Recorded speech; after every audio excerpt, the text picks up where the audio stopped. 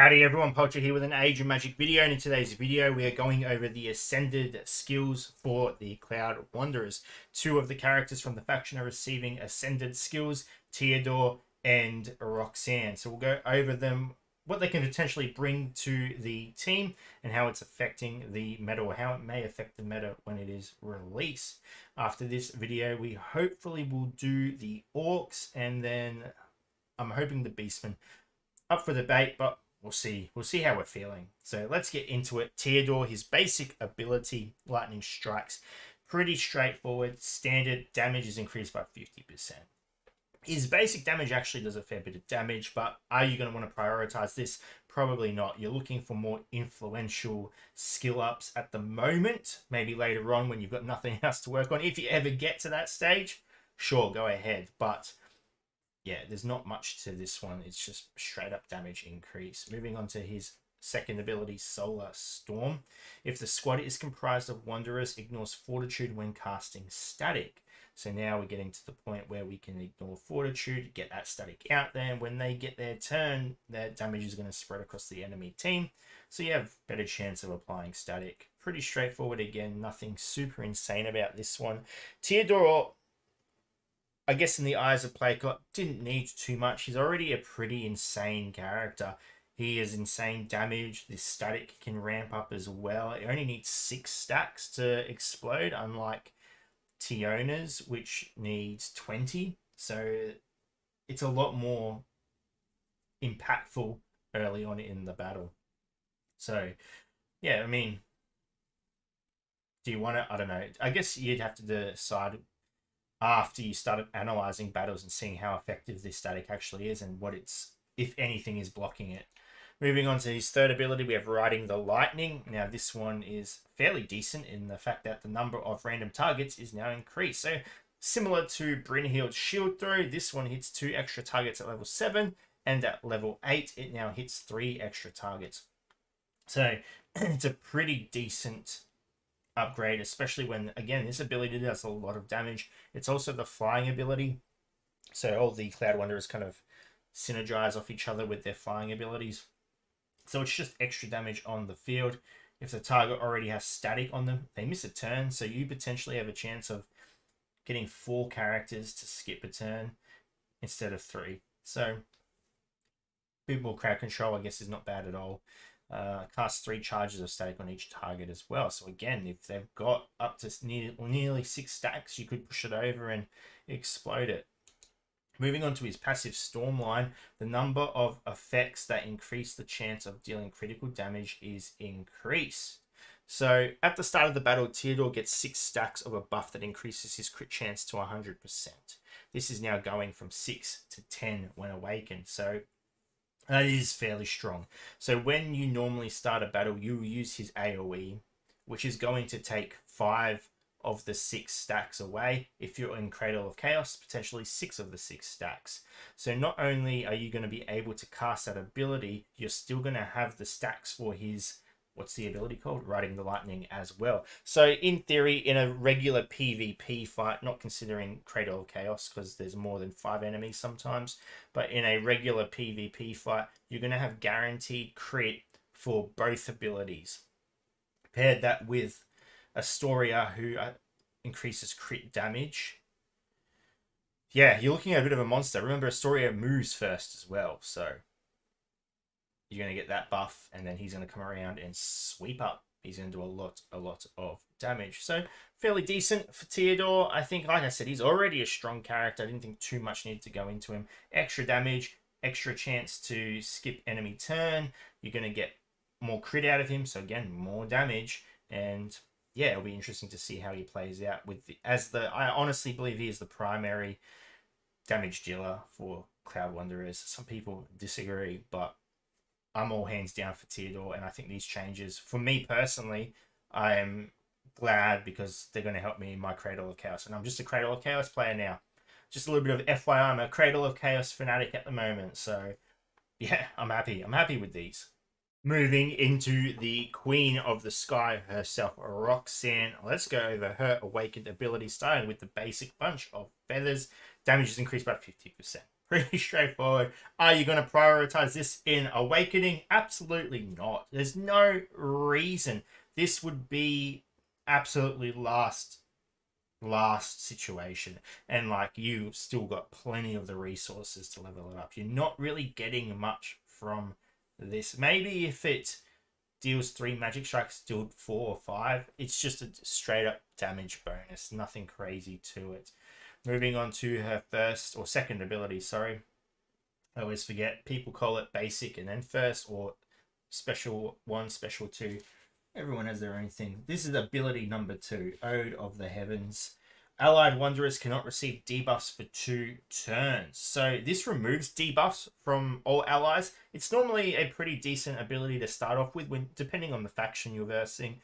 You could already have some pretty significant debuffs on you. She just clears them up. But now she has the ability to protect from debuffs for 2 turns as well on top of that. I think that is fairly significant. I think any time of defensive ability, sustainability is always very valuable in combat, especially with the teams we verse today, where just buffs and debuffs and there's just so much going on. You just protect yourself from it. Lovely, absolutely lovely. I think it's worth upgrading. It'd be up there, that's for sure. Moving into the third ability, we have Gust of Winds. Distributes initiative taken from enemies between living allies. So now we're getting a little bit spicy, So the ability target initiative is reduced by 15% per allied wanderer, deals magic damage to all enemies. So all enemies are getting their initiative reduced. But with Roxanne now, she's taking that reduced. Does this sound familiar to anyone? Does anyone remember who does something like this and it's not even an awakened ability? Anyone? Anyone? Ah, oh, that's right, because we're all having Vietnam flashbacks right now. Mordred. Mordred does this as basic, but lo and behold, we have it on Roxanne now. She can. I think this is a lot more significant than Mordred's as well. I think his is a lower initiative reduction off the top of my head. But yeah, 15% per allied wanderer is huge. And now that initiative is being split between living allies. It's not even living wanderers, it's living allies. So could be interesting to try and maybe slot her into some teams. The issue is it takes initiative.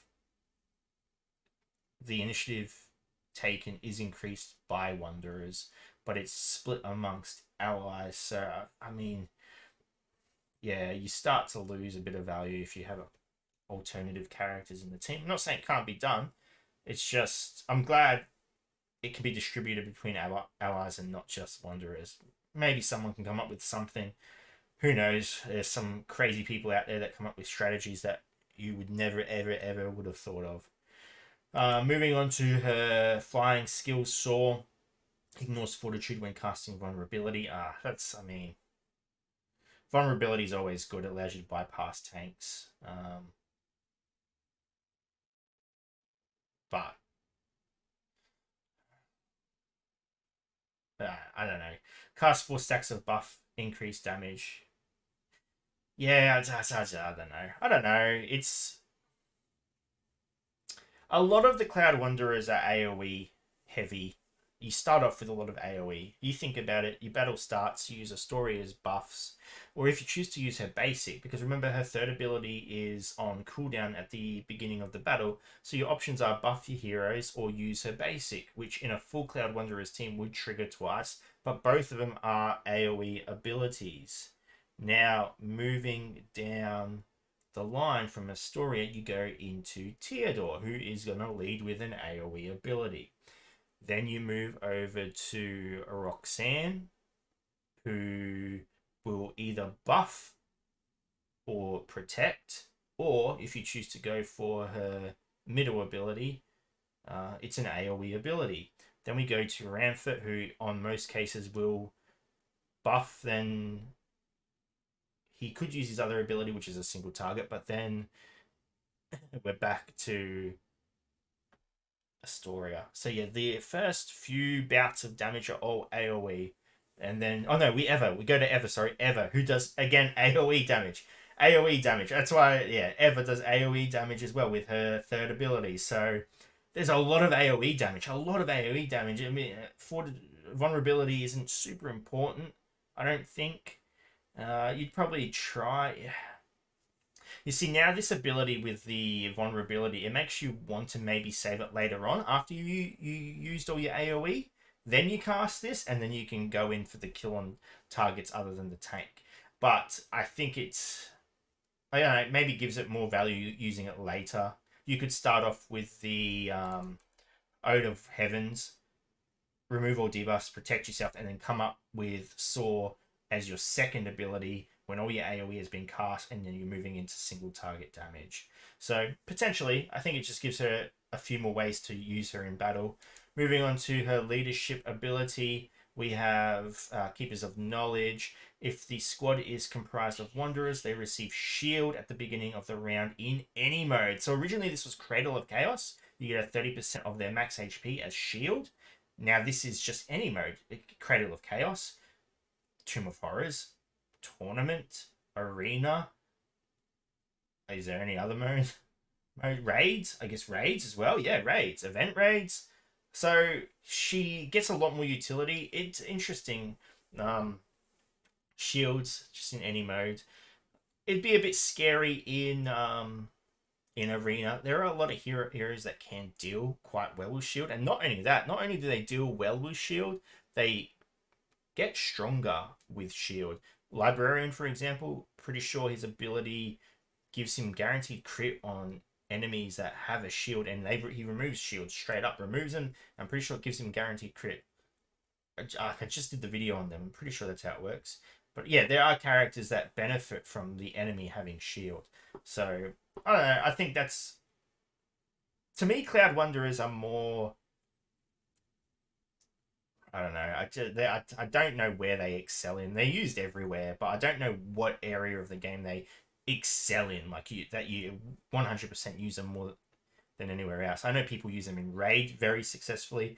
I know people use them spread out, different characters, not the full Cloud Wanderers, but heroes from the Cloud Wanderers in Cradle of Chaos very successfully. And there's a lot of teams in Arena that I see with Cloud Wanderers in tournaments. So I mean, they're versatile. They can be used anywhere. But those are the two heroes that are getting awakened at the moment. In terms of significance that it's going to have in the meta, I'm not sure. There are the other factions we've covered so far are 4 characters and 3 characters getting ascended. So it's a significant amount of the faction. Now we've jumped down to 2 characters. So it's obviously going to play a part in how many characters in a faction are ascended. But there you go. They're the Cloud Wanderers.